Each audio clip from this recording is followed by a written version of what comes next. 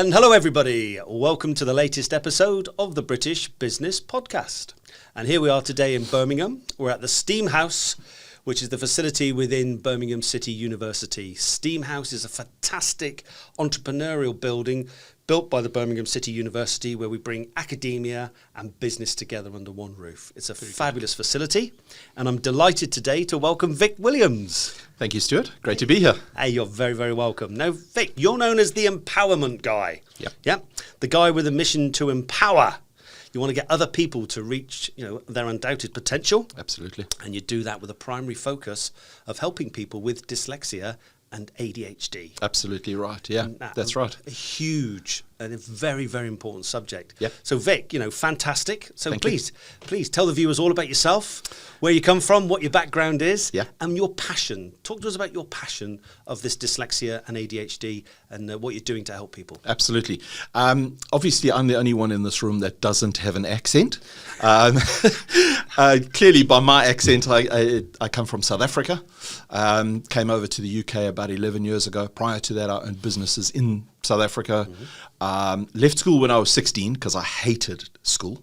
And I hated school primarily because I was an undiagnosed dyslexic.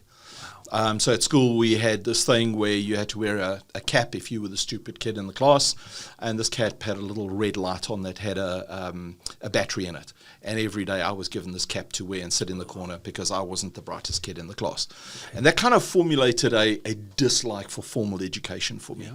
And so I left school when I was 16, ended up going to the military, absolutely loved the military. Had to leave there when after 6.5 years because of an injury to my back and my neck. And then started getting into business. I was a mechanic by trade, motor mechanic by trade. That was the first business I went to. Ended up in a restaurant, became a chef, and it developed from there, various different things. Never seem to go back to the same thing because I get bored very quickly with any one thing. And then ended up in the financial services game in South Africa. Started my own financial practice, grew that to a substantial business in the country.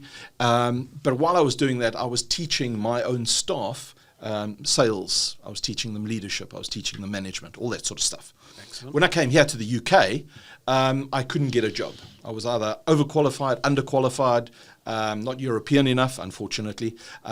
English wasn't my first language. Yeah, that's one that I did get.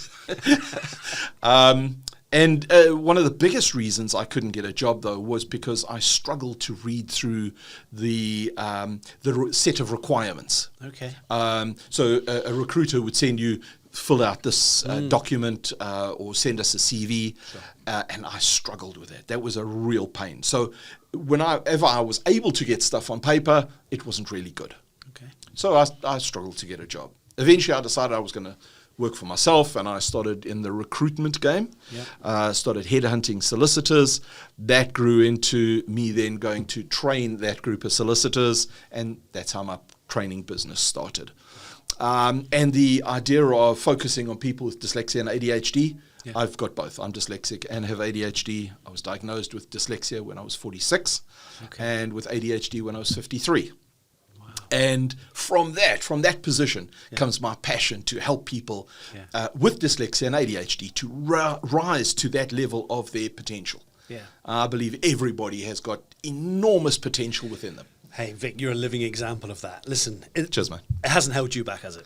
Oh, no. It has not held absolutely. you back. Look what you've done in your career. Look where you've gone. Look what you've achieved. Yeah. Yeah. It's for me, it's once you can understand the possibility that exists within you, the possibility that exists in every day. I wrote a post on LinkedIn this morning, and the sort of tagline, the headline to that was, it's not what happens during a day that makes a life. Yeah. It's what you add into the time that you have that makes a life. And I fundamentally believe that. Yeah. If you take a day, it's going to have goods and bads. It's going to have things that you should do, shouldn't do. It's going to have things that you could have done, might have done, did not do.